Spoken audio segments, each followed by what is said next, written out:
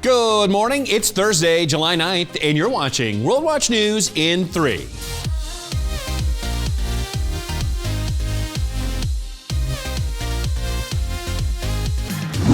We're about a month away from the start of a new school year in August, but for many enrolled in brick and mortar schools, it's still unknown whether the first day of school meets in classroom or online. We hope that most schools are going to be open. President Trump's political opponents say it's still too unsafe, and this one says if the president sits in the back of her classroom, that'll prove her point. I want him to sit there for 7 hours, 5 days a week, and have those kids cough and sneeze on him. The White House this week gathered a different group of health and education leaders from across the country. They stressed that schools and colleges are ready to open and can do it safely. We're in a very different place now than we were 2 or 3 months ago. Mr. Azar says we're better now at protecting ourselves from the coronavirus, and the health system is better prepared to treat it. The First Lady says it's harmful for students in traditional schools to be forced to stay home, and they miss out on more than just time in a classroom. They're missing the laughter of their friends, learning from their teachers, and the joy of recess and play.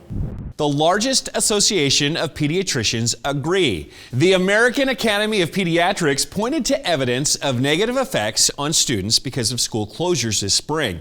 Now, it's provided a list of guidelines to keep students healthy, and the federal government will release its own guidance next week.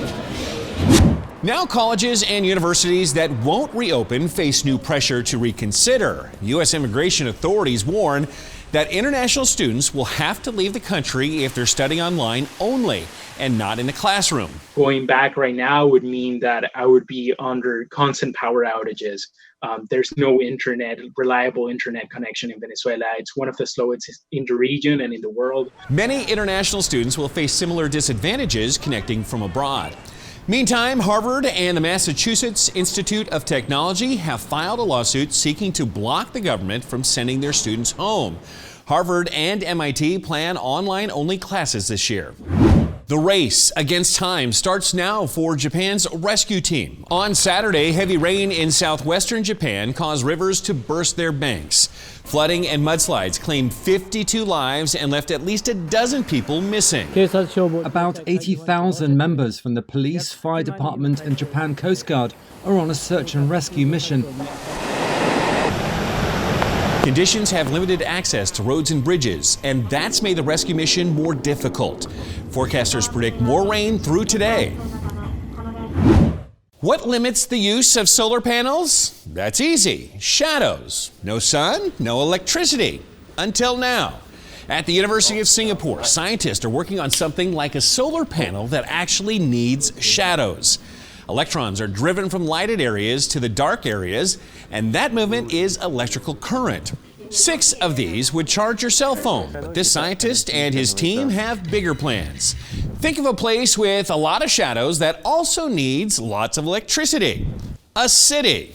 Yikes! An Australian man fought off a deadly snake while driving. And it just came around, like up and around, and then came like in between my legs. His head just started striking at the chair. He tried fighting off the snake with a knife and his seatbelt.